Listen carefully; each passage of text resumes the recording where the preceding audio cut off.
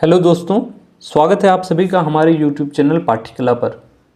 दोस्तों, हम लोग पब्लिक एडमिनिस्ट्रेशन से संबंधित क्लासेस को कंटिन्यू करते हुए आज यह हमारा 4th लेक्चर है पब्लिक एडमिनिस्ट्रेशन से संबंधित। ठीक है, पिछले 3 लेक्चर्स कंप्लीट हो चुके हैं जहां पे हम लोगों ने पब्लिक एडमिनिस्ट्रेशन से रिलेटेड जितने भी इम्पोर्टेंट थिंकर्स हैं, उनके कंसेप्ट्स, उनके बुक्स, इन सब चीज़ों के बारे में पढ़ा है। यदि आप लोगों ने पिछला 3 लेक्चर्स को नहीं देखा है तो प्लीज़ जाकर के देख लीजिए। प्लेलिस्ट में मैंने अपलोड कर दिया है। ठीक है, तो पबेड का एक प्लेलिस्ट होगा, वहाँ पे आप जाकर के देख सकते हैं। तो इस प्रकार से एक जो बेसिक पबेड का जो कंसेप्ट है वो आपके कवर हो जाएंगे। ठीक है, और आपके एग्जाम्स में ये काफ़ी ज़्यादा यूज़फुल हो रहे होंगे। तो आई होप को आपको वीडियो अच्छा लग रहा हो। आइए स्टार्ट करते हैं हमारा आज का सेशन। ये मेरे बारे में आप यहाँ पे पढ़ सकते हैं। ठीक है, तो पब्लिक एडमिनिस्ट्रेशन से संबंधित आज हम लोग जिनके बारे में जानेंगे वो है मैरी पार्कर फोलेट। ठीक है, अभी तक हम लोगों ने बहुत सारे थिंकर्स के बारे में पढ़ चुका है। अभी हम लोग इनके बारे में थोड़ा जानकारी इकट्ठा करते हैं। ठीक है, तो इनसे संबंधित बातें जो हमें पता होनी चाहिए, इन्होंने यहाँ पे मैं चेंज कर लेता हूँ पेन। ठीक है, देखिए मैरी पार्कर फोलेट जो है उन्होंने एक आइडिया दिया जो कि बहुत इंपॉर्टेंट आइडिया था। उनका आइडिया था कॉन्स्ट्रक्टिव कॉन्फ्लिक्ट। आप लोग साथ ही साथ नोट डाउन करते जाएं। ठीक है, तो ऐसे डायरेक्टली भी पूछा जा सकता है कि कॉन्स्ट्रक्टिव कॉन्फ्लिक्ट का आइडिया किनके द्वारा दिया गया, तो ये आइडिया मैरी पार्कर फोलेट के द्वारा दिया गया। ठीक है, उनका कहना था कि किसी भी ऑर्गेनाइजेशन की जो भी एक्टिविटीज़ होती हैं, ठीक है, हर एक एक्टिविटी में कॉन्फ्लिक्ट जो है वो एक नॉर्मल प्रोसेस के रूप में अपनाया जाना चाहिए। ठीक है, यानी कोई भी ऑर्गेनाइजेशन में जो एक्टिविटी होगी अलग अलग तरह की, ठीक है, उसमें कॉन्फ्लिक्ट उभर के आएगा ही। ठीक है, तो वही उन्होंने कॉन्स्ट्रक्टिव कॉन्फ्लिक्ट का आइडिया दिया और उन्होंने ये भी बताया कि 3 तरीके हैं। ठीक है, 3 तरीके हैं जिससे कि कॉन्फ्लिक्ट जब भी आए उसको रिजॉल्व किया जा सकता है। ठीक है, तो रिजोल्यूशन ऑफ कॉन्फ्लिक्ट के वो उन्होंने 3 तरीके बताए। कौन कौन से तरीके जो हमें जानना चाहिए? पहला उनके द्वारा जो बताया गया वो है डोमिनेशन। ठीक है, डोमिनेशन। दूसरा जो उन्होंने बताया वो है कॉम्प्रोमाइज़। ठीक है, और तीसरा जो उनके द्वारा बताया गया, ठीक है, वो है इंटीग्रेशन। इंटीग्रेशन। तो 3 तरीके हैं जिससे कॉन्फ्लिक्ट को रिजॉल्व किया जा सकता है। ठीक है, इंटीग्रेशन मतलब न्यू वैल्यूज़ को क्रिएट करना। ठीक है, क्रिएटिंग न्यू वैल्यूज़। तो ये 3 तरीके उन्होंने बताए, इसको याद रखना है आप लोगों को। इसके अलावा मैरी पार्कर फोलेट से संबंधित उन्होंने जो बताया कि देयर आर 4 इम्पॉर्टेंट स्टेप्स। ठीक है, 4 इम्पॉर्टेंट स्टेप्स हैं ऑर्डर्स को देने के लिए। तो ऐसे लिख सकते हैं 4 important steps in giving orders. ठीक है, जब भी ऑर्डर्स दिया जाए तो 4 स्टेप्स हैं जो कि उनके द्वारा बताया गया। पहला जो उन्होंने बताया वो है अ कॉन्शियस एटीट्यूड। ठीक है, लिख लीजिए अ कॉन्शियस एटीट्यूड। दूसरा जो उनके द्वारा बताया गया वो है एक्सपेरिमेंटल एटीट्यूड। दूसरा रिस्पॉन्सिव एटीट्यूड लिखिए। ठीक है, रिस्पॉन्सिव एटीट्यूड। तीसरा उन्होंने बताया एक्सपेरिमेंटल एटीट्यूड। ठीक है, एक्सपेरिमेंटल एटीट्यूड। और चौथा जो उनके द्वारा बताया गया वो है pooling the result. Pooling the result. ठीक है, तो ये 4 तरीके हैं, 4 स्टेप्स उन्होंने बताए जब ऑर्डर्स को दिया जाए। ठीक है, तो मैरी पार्कर फोलेट से संबंधित इन सब चीज़ों के बारे में आप लोग याद रखिएगा। मैं एक लेक्चर अलग से लूँगा जहाँ पे इम्पॉर्टेंट जो क्वेश्चंस पूछे गए हैं या स्टेटमेंट बेस्ड या बुक्स, ठीक है, उनके बारे में मैं डिस्कस करूँगा। तो इन सब बातों को आपको याद रखना है मैरी पार्कर फोलेट से संबंधित। अब हम लोग नेक्स्ट बढ़ते हैं और एल्टन मायो की तरफ आज हम यहाँ पे फोकस्ड रहेगा ज़्यादा अधिकतर क्लास में, क्योंकि इस क्लास में एल्टन मायो को इसलिए ज़्यादा तवज्जो दी जा रही है क्योंकि इससे संबंधित बहुत सारे क्वेश्चंस पूछे जाते हैं एग्जाम्स में। ठीक है, तो एल्टन मायो ने जो एक बहुत फेमस थ्योरी दिया उसका नाम था ह्यूमन रिलेशन थ्योरी। ठीक है, ह्यूमन रिलेशन थ्योरी। डायरेक्ट भी पूछा जाता है कि ह्यूमन रिलेशन थ्योरी किनके द्वारा दिया गया, एल्टन मायो, इसको HRT कॉमन में बोल सकते हैं शॉर्ट में, ठीक है। ये क्या करता है, इस थ्योरी के द्वारा जो ह्यूमन का बिहेवियर है उसको स्टडी किया जाता है, ठीक है। तो ह्यूमन बिहेवियर पे ज़्यादा फोकस्ड है इस पे, ठीक है। और जैसे पहले जो साइंटिफिक थ्योरी थी, ठीक है, जो साइंटिफिक थ्योरी थी वो मेनली फोकस करती थी किस पे, प्रोडक्शन पे, ठीक है। और इनका कहना था कि जो वर्कर्स हैं वो एक इकोनॉमिक मैन है, ठीक है, यानी उनसे सिर्फ काम लो, आप उनको पैसा दे दो, ठीक है, वो अपना काम करेंगे। लेकिन यहाँ पे ह्यूमन बिहेवियर की बात होती है, ठीक है। तो ये सब चीज़ें याद रखना है। और एल्टन मायो ने इंडिविजुअल को बहुत ज़्यादा इंपॉर्टेंस दिया, जैसे बॉटम अप कम्युनिकेशन, ठीक है, ये भी इंपॉर्टेंस उन्होंने दिया। एसोसिएशंस को इम्पोर्टेंट दिया, जो कॉपरेशन होता है, ग्रुप एक्टिविटीज़ होती है, ठीक है। इन सब चीज़ों के बारे में उन्होंने डिटेल में बताया है। तो अभी हम लोग और कुछ चीज़ें देखते हैं एल्टन मायो से संबंधित, ठीक है। तो जो ह्यूमन रिलेशन थ्योरी की बात हम लोग कर रहे थे, तो ह्यूमन रिलेशन थ्योरी एक सीरीज ऑफ स्टडीज़ की गई, ठीक है। एक स्टडी हुआ जो कि 1927 से लेके 32 के बीच में कंडक्ट किया गया, बहुत सारी स्टडीज़ हुई इसमें। और जो ग्रुप ऑफ रिसर्चर्स थे वो हार्वर्ड बिजनेस स्कूल से थे, ठीक है। तो याद रखिएगा हार्वर्ड बिजनेस स्कूल, ठीक है, कभी कभी पूछ दिया जाता है। तो हार्वर्ड बिजनेस स्कूल के जो रिसर्चर्स थे, ठीक है, उन्होंने एक स्टडी कंडक्ट की 1927 से 32 के बीच में, ठीक है। और इसी को ह्यूमन रिलेशन थ्योरी नाम दिया गया, ठीक है। तो यहाँ तक आपको सारी बातें क्लियर होंगी, ठीक है। अब एल्टन मायो के द्वारा, ठीक है, इन्होंने अपनी पहला रिसर्च जो किया वो कहाँ पे किया, तो उन्होंने टेक्सटाइल मिल में किया, ठीक है। तो उन्होंने जो अपना फर्स्ट रिसर्च किया, ठीक है, ये PYQ में पूछा जा चुका है। तो फर्स्ट रिसर्च जो उन्होंने किया वो टेक्सटाइल मिल में किया। टेक्सटाइल मिल कहाँ पे, नियर फिलाडेल्फिया, ठीक है, इसको याद रखिएगा, फिलाडेल्फिया कहाँ पे, 1923 में किया, ठीक है। तो याद रखिएगा। और इसी को कहा जाता है first inquiry, the first inquiry, ठीक है। तो ये पूछा जा सकता है फर्स्ट इंक्वायरी कब हुआ, ठीक है, और किन के द्वारा किया गया। तो याद रखिएगा, एल्टन मायो ने जब अपनी फर्स्ट रिसर्च की नियर फिलाडेल्फिया में 1923 में टेक्सटाइल मिल में, तो उसी को कहा गया द फर्स्ट इंक्वायरी, ठीक है। इसके बाद कुछ चीज़ें और हमें जाननी चाहिए, जैसे मायो ने बताया कि क्या प्रॉब्लम है, ठीक है, आखिर प्रोडक्शन इतना हो क्यों नहीं पा रहा है। तो उन्होंने डायग्नोसिस किया कुछ चीज़ों का।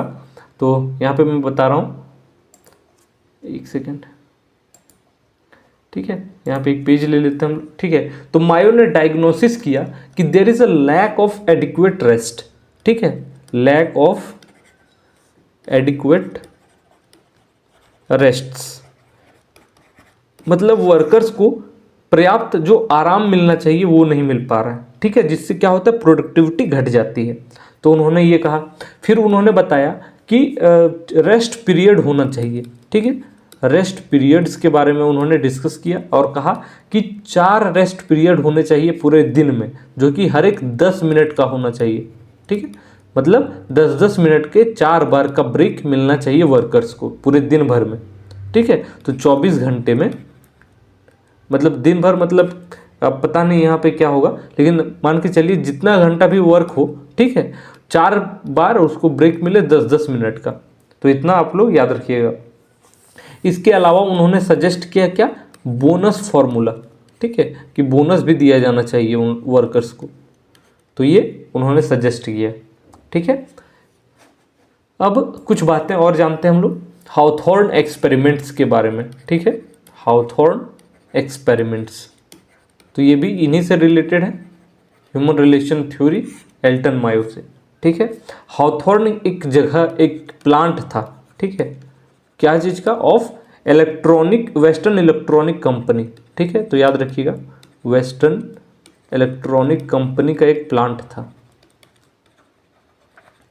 ठीक है। यहाँ तक कोई दिक्कत नहीं होनी चाहिए आप लोगों को।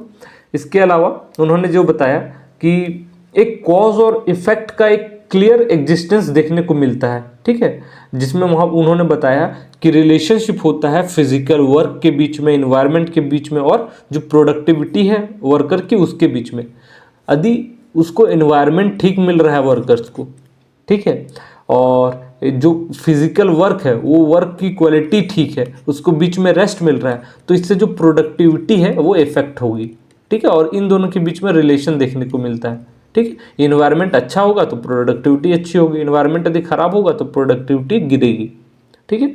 तो हाउथॉर्न एक्सपेरिमेंट्स के अंतर्गत बहुत सारे एक्सपेरिमेंट हुए, जिसमें पहला जो एक्सपेरिमेंट हुआ वो हुआ, ठीक है, हाउथॉर्न एक्सपेरिमेंट के अंदर ही जो पहला एक्सपेरिमेंट किया गया उसको कहा गया ग्रेट इल्यूमिनेशन एक्सपेरिमेंट, ठीक है, ग्रेट इल्यूमिनेशन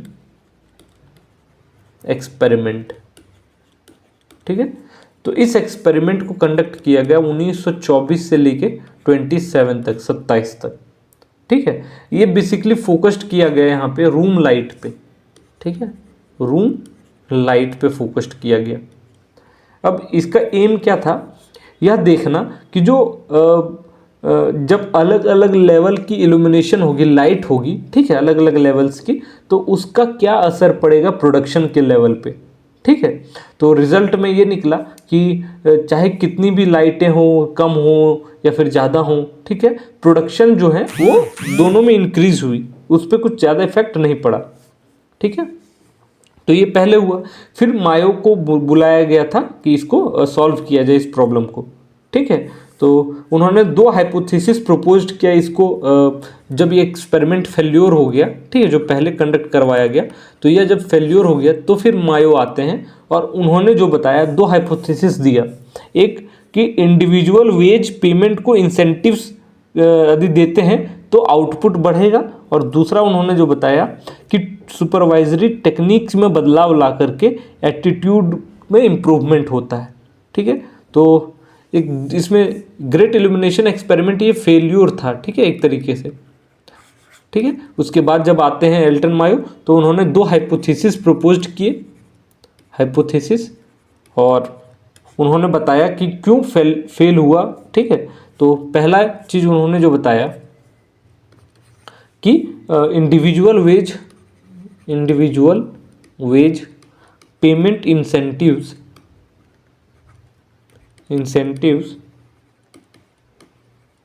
ठीक है, इसकी वजह से क्या हुआ कि इंक्रीज हो गया आउटपुट में, ठीक है, आउटपुट इंक्रीज्ड, यहाँ पे इंक्रीज्ड हो गया आउटपुट, ठीक है, जब इंडिविजुअल को इंसेंटिव्स दिया जाने लग गया वेज से संबंधित, ठीक है। और दूसरा जो उन्होंने बताया कि सुपरवाइजरी टेक्निक्स में चेंज जो आया, चेंज इन सुपरवाइजरी टेक्निक्स,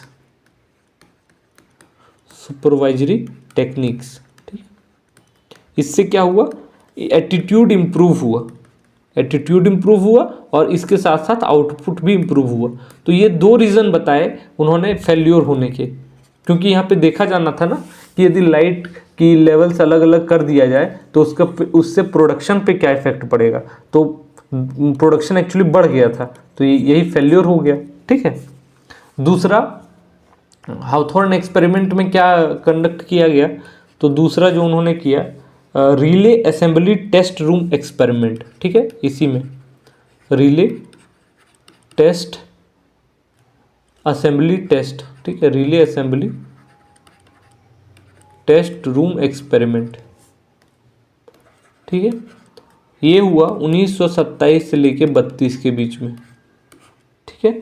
तो यहाँ पे दो हाइपोथेसिस यहाँ पे भी उन्होंने दिया, और मायो ने यह महसूस किया कि वर्क का जो सेटिस्फैक्शन है वो डिपेंड करता है इस चीज़ पे कि इनफॉर्मल सोशल पैटर्न किस प्रकार से है वर्किंग ग्रुप का, जो लोग काम कर रहे हैं उसके बीच में इनफॉर्मल सोशल पैटर्न क्या है, उस पर बहुत ज़्यादा तक जो वर्क का सेटिस्फैक्शन है उस पर निर्भर करता है। तो याद रखिएगा हाउथॉर्न एक्सपेरिमेंट में पहला था ग्रेट इल्यूमिनेशन एक्सपेरिमेंट 24 से 27, दूसरा था relay assembly test room experiment 27 से 32, और जो तीसरा था वो है ह्यूमन एटीट्यूड्स एंड सेंटिमेंट्स, ठीक है, ह्यूमन एटीट्यूड्स एंड सेंटिमेंट्स। ठीक है, यह 1928 से लेके 31 के बीच में हुआ। ठीक, और यहाँ पे 20,000 वर्कर्स को इंटरव्यू किया गया कि उनका वर्किंग कंडीशन कैसा है। ठीक है, वो क्या चाहते हैं, क्या नापसंद करते हैं, प्रोग्राम और पॉलिसीज़ किस प्रकार की हैं मैनेजमेंट की, बॉस किस प्रकार से ट्रीट करते हैं। ठीक है, इन सब चीज़ों को तो उन्होंने जो बताया कि जो ऑर्गेनाइजेशन है, ठीक है, ऑर्गेनाइजेशन को एक सोशल स्ट्रक्चर के रूप में देखा जाना चाहिए। ठीक है, तो याद रखिएगा। और इस प्रकार से उन्होंने ह्यूमन एटीट्यूड्स एंड सेंटिमेंट्स के बारे में भी बताया। चौथा जो उन्होंने टेस्ट किया, इससे जो हावथॉर्न एक्सपेरिमेंट्स में इंक्लूड होता है, वो है social wiring experiment. Social wiring experiment, ठीक है, तो इसको याद रखिएगा। इसको बैंक वायरिंग एक्सपेरिमेंट भी बोलते हैं। ठीक है, बैंक वायरिंग एक्सपेरिमेंट भी कहा जाता है। ये 1931 से 32 के बीच में हुआ। ठीक है, तो ये चीज़ आपको ध्यान देनी है। इसमें एक तरीके से सोशल ऑर्गेनाइजेशन को डिटेल स्टडी किया गया। ठीक है, और जो इंफ्रास्ट्रक्चर ग्रुप की जो इंफ्रास्ट्रक्चर ग्रुप के जो ऑपरेशंस होते हैं, ठीक है, उसके बारे में भी थोड़ा बहुत इसमें पढ़ा गया। तो ये सब चीज़ें हैं। ठीक है, अब हावथॉर्न एक्सपेरिमेंट्स के कुछ कंक्लूजन के बारे में जान लीजिए। ये 4 एक्सपेरिमेंट्स हुए, ठीक है, हावथॉर्न एक्सपेरिमेंट्स में, तो इनको याद रखिएगा। कुछ कंक्लूजन की बात करें तो उन्होंने जो बताया एल्टन मायो ने, वो पहला बताया कंक्लूजन में कि हार्मनी होनी चाहिए इनफॉर्मल जो सोशल सिस्टम है और फॉर्मल ऑर्गेनाइजेशन के बीच में। ठीक है, तो harmony between informal social system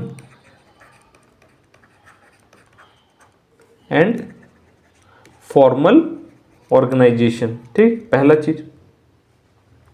दूसरा जो उन्होंने बताया वो ये कि जो ऑर्गेनाइजेशन बिहेवियर का लॉजिक जो है वो प्राइमरली किस प्रकार से है, नॉन रैशनल है इकोनॉमिक टर्म्स में। ठीक है, यानी कि रूट्स की बात की जाए तो रूट्स में यदि जो ऑर्गेनाइजेशन का बिहेवियर है, ठीक है, ऐसे समझिए कि ऑर्गेनाइजेशन किस प्रकार से बिहेव करता है, ठीक है, वो ज़्यादा सोशल और साइकोलॉजिकल है रूट्स में, सोशल एंड साइकोलॉजिकल। ठीक है, इसको याद रखिएगा। और उन्होंने तीसरा चीज़ बताया कि मैनेजमेंट के पास कुछ ऐसे स्किल्स होने चाहिए, ठीक है, जिससे इफ़ेक्टिवली डील किया जाए जो भी इनफॉर्मल ग्रुप है या फिर ग्रुप के जो वर्कर्स हैं उनके सेंटिमेंट्स को डील अच्छे से किया जा सके। ठीक है, तो वैसे स्किल्स हो मैनेजमेंट्स के पास जिससे जो वर्कर के सेंटिमेंट्स हैं उनसे अच्छे से डील किया जाए। ठीक है, तो ये चीज़ें उन्होंने बताई। ठीक है, अब एक चीज़ उन्होंने जो बताया प्रिंसिपल कंक्लूजन। ठीक है, प्रिंसिपल कंक्लूजन के रूप में तो 4 चीज़ें उन्होंने बताया। पहला द ग्रुप्स, ठीक है, दूसरा जो उनके द्वारा कहा गया वो रिवॉर्ड एंड सैंक्शन, ठीक है, तीसरा उन्होंने जो बताया वो है सुपरविजन,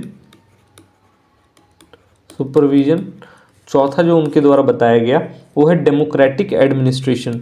ठीक है, डेमोक्रेटिक एडमिनिस्ट्रेशन। तो ये 4 चीज़ें उन्होंने प्रिंसिपली कंक्लूड किया। ठीक है, तो ये बस याद रखिएगा। अब यदि हम लोग टेलर, ठीक है, और एक तरफ एल्टन मायो को देखते हैं तो क्या डिफरेंस देखने को मिलेगा हम लोगों के बीच यहाँ पे, वो देखते हैं। ठीक है, हल्का सा यहाँ पे देखिए, टेलर जो है वो प्रोडक्टिविटी को, ठीक है, प्रोडक्टिविटी इसको एसोसिएट करते हैं किसके साथ, फिजिकल फैक्टर्स के साथ या मॉनेटरी इंसेंटिव्स के साथ। फिजिकल फैक्टर, ठीक है, या मॉनेटरी इंसेंटिव्स, इनसे एसोसिएट किया जाता है। ठीक है, कि प्रोडक्टिविटी तब बढ़ेगी जब मॉनेटरी इंसेंटिव दो या फिजिकल फैक्टर ठीक करो। ठीक है, जबकि एल्टन मायो बताते हैं कि इनफॉर्मल जो वर्क ग्रुप नॉर्म्स हैं उससे प्रोडक्टिविटी इफेक्ट हो सकती है। तो यदि इनफॉर्मल रिलेशन अच्छा हो, ठीक है, उससे प्रोडक्टिविटी पे असर पड़ेगा। ये पहला। दूसरा जो बताया गया डिफरेंस हम लोग मतलब जान सकते हैं जो, वो ये है, इसको हटा देता हूँ। ठीक है। दूसरा जो हम लोग यहाँ पे जानते हैं, एक सेकेंड, ठीक है, देखिए टेलर ने क्या किया, वर्कर्स को एक self centred rational economic man के रूप में देखा, ठीक है। वर्कर्स जो होते हैं उनका कहना था कि खुद पे ज़्यादा फोकस्ड होते हैं, सेल्फ सेंटर्ड होते हैं और सिर्फ पैसा कमाना चाहते हैं, तो ठीक है। तो self centred rational economic man के रूप में उन्होंने वर्कर को डिफाइन किया। जबकि एल्टन मायो ने उनको किस प्रकार से देखा कि वो एक सोशल बीइंग है, ठीक है, सामाजिक प्राणी है, ठीक है, और एक जो वर्क ग्रुप है उनका एक इनफॉर्मल पार्ट है, ठीक है, वर्क ग्रुप के एक मेंबर के रूप में काम करते हैं। तो बस इस प्रकार से ये दो डिफरेंसेस हम लोगों ने देखा, ठीक है। और ये सब चीज़ें आपको याद रखनी है हल्का फुल्का, ठीक है। अगला हम लोग नेक्स्ट देखते हैं चेस्टर बर्नार्ड, ठीक है। इनके बारे में भी थोड़ा बहुत जान लीजिए, ठीक है। तो इन्होंने एक behavioural approach and system theory दिया, ठीक है। इनसे एसोसिएट किया जाता है इनको बिहेवियरल अप्रोच से, ठीक है, और सिस्टम थ्योरी से, सिस्टम थ्योरी, ठीक है। इस चीज़ को आपको ध्यान में देना है। और इनको कहा जाता है spiritual father of social system school, ठीक है। तो यदि पूछा जाए तो याद रखिएगा सोशल सिस्टम स्कूल, ठीक है। तो spiritual father of social system school किनको कहा जाता है, चेस्टर बर्नार्ड, ठीक है। तो ये सारी बातें आपको याद होनी चाहिए। इसके अलावा इन्होंने जो एक बहुत फेमस बुक लिखा है, ठीक है, वो बुक का नाम आप लोग याद रखिए। बुक का नाम है the function of executives, the function of executives, ठीक है, ये याद रखिए, ये बुक का नाम है। और उन्होंने एक सिस्टम अप्रोच दिया जिसको सिस्टम अप्रोच, ठीक है। यह बेस्ड किस पे है कि ऑर्गेनाइजेशन के जितने भी पार्ट्स हैं वो अपने आप में एक दूसरे से इंटर रिलेटेड हैं, एक दूसरे पे निर्भर हैं, ठीक है, उन्होंने ये कहा। तो सिस्टम अप्रोच एक किस पे आधारित है, उनका जो कहना था कि जितने भी ऑर्गेनाइजेशन के अलग अलग पार्ट्स हैं वो एक दूसरे से डिपेंडेंट हैं, ठीक। तो याद रखना चाहिए आपको। और चेस्टर बर्नार्ड की एक थ्योरी है, इन्होंने जो थ्योरी दिया, ठीक है, इसका उन्होंने कहा ह्यूमन कॉपरेशन, ठीक है, यहाँ पे मैं बता रहा हूँ ह्यूमन कॉपरेशन, ठीक है। ह्यूमन कॉपरेशन की एक थ्योरी दिया जो कि कॉपरेटिव बिहेवियर का पे बेस्ड है, ठीक है। तो ह्यूमन कॉपरेशन का जो उनका थ्योरी है यह किस पे बेस्ड है, cooperative behaviour in formal organisation, cooperative behaviour in formal organisation, ठीक है। तो याद रखिएगा जो ह्यूमन कॉपरेशन की थ्योरी है चेस्टर बर्नार्ड की, वो बेस्ड है ऑन कॉपरेटिव बिहेवियर, ठीक है, इन फॉर्मल ऑर्गेनाइजेशन, ठीक है। तो ये चेस्टर बर्नार्ड से संबंधित इन सब बातों को आपको याद रखना है। इसके अलावा कुछ बातें और हम लोग जान लेते हैं। बर्नार्ड की एक थ्योरी ऑफ मोटिवेशन थी, ठीक है, वो भी देख लीजिए आप लोग। एक सेकंड, एक पेज ले लेता हूँ। थ्योरी ऑफ मोटिवेशन, ठीक है। तो थ्योरी ऑफ मोटिवेशन में बर्नार्ड ने जो कंसेप्ट है इकोनॉमिक मैन का जो कंसेप्ट है जो दिया गया टेलर के द्वारा, याद रखिएगा, ठीक है। तो ये जो इकोनॉमिक मैन का कंसेप्ट है उसको बहुत ज़्यादा डिसअप्रूव करते हैं, क्रिटिसाइज करते हैं, ठीक है। और उन्होंने एक थ्योरी ऑफ मोटिवेशन के अंतर्गत ही एक थ्योरी दिया, ठीक है, जिसका नाम था contribution satisfaction equilibrium, contribution satisfaction equilibrium, ठीक है। तो ये याद रखिए, ये थ्योरी दिया गया किसके द्वारा, तो चेस्टर बर्नार्ड के द्वारा, ठीक है। तो इन सब बातों को आपको चेस्टर बर्नार्ड के रिलेटेड याद होनी चाहिए, ठीक है। और कुछ बातें और, जैसे उन्होंने जो बताया जोन ऑफ इंडिफरेंस के बारे में वो बात करते हैं, ठीक है। तो ये रुकिए एक सेकंड, जोन ऑफ इंडिफरेंस, ठीक है। इनसे संबंधित जो उन्होंने कहा कि 3 तरह के ऑर्डर्स होते हैं, 3 टाइप्स ऑफ ऑर्डर्स, ठीक है। जिसमें पहला जो होता है वो होता है अनएक्सेप्टेबल, दूसरा जो होता है वो होता है न्यूट्रल लाइन, ठीक है, और तीसरा जो होता है वो होता है एक्सेप्टेबल, ठीक है। तो याद रखिए कि उन्होंने जो बताया, ठीक है, तो ये सब चीज़ों को आपको याद रखना है, ठीक। और इसके अलावा यदि कुछ बातें आपको पता होना चाहिए तो उन्होंने 2 तरह के डिसीजन के बारे में भी बात की, 2 टाइप्स ऑफ डिसीजंस के बारे में उन्होंने बात की। कौन कौन सी? पहला जो उन्होंने बताया वो कि पर्सनल होता है, ठीक है, और दूसरा जो होता है प्रोफेशनल होता है, प्रोफेशनल।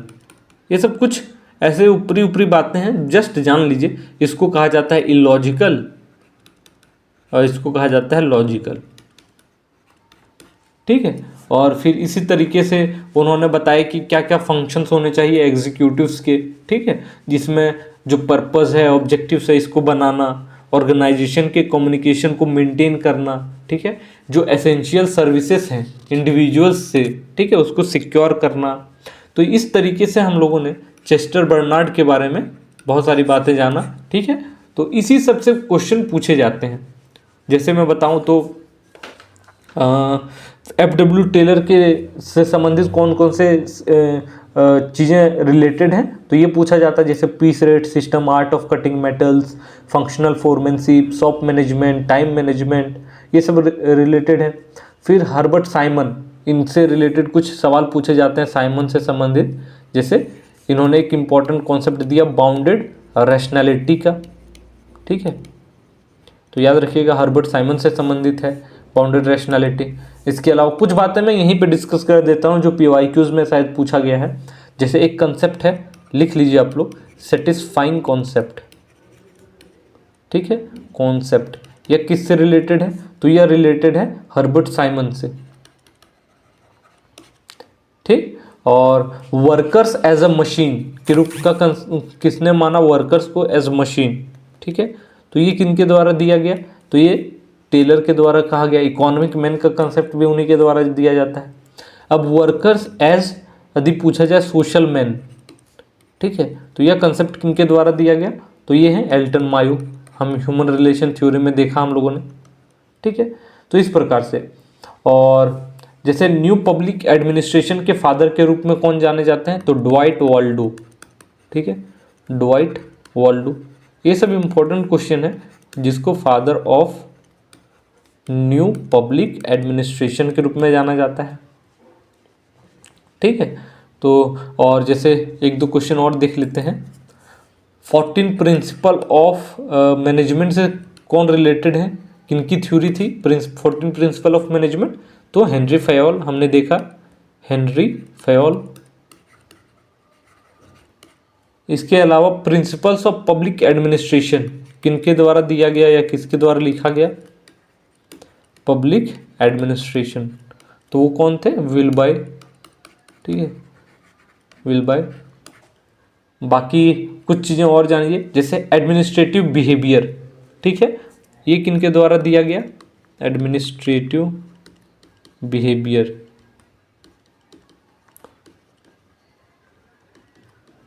ठीक है, ये दिया गया हर्बर्ट साइमन के द्वारा, ठीक है। तो ये सब इंपॉर्टेंट क्वेश्चंस हैं, ठीक है। कुछ बुक्स हैं, तो मैं आपको नेक्स्ट क्लास में हो सके तो मैं कुछ क्वेश्चंस करा दूंगा जो इम्पोर्टेंट हैं, ठीक है। तो आई होप कि ये सारे वीडियोस आपको अच्छे लग रहे हों और आपको PGT, TGT या नेट JRF, ठीक है, या JPSC की क्लासेस या अलग अलग एग्जाम्स की क्लासेस धीरे धीरे हमारे यूट्यूब चैनल पे आपको देखने को मिलेगी। तो आप हमारे चैनल को रेगुलरली फॉलो करें, यहाँ पे नॉलेज आपको रेगुलर तरीके से मिलते रहेगी। ठीक है, तो आई होप कि आपको वीडियो अच्छा लग रहा हो। मिलते हैं अगले वीडियो में, तब तक के लिए आप सभी का बहुत बहुत धन्यवाद। Thank you so much.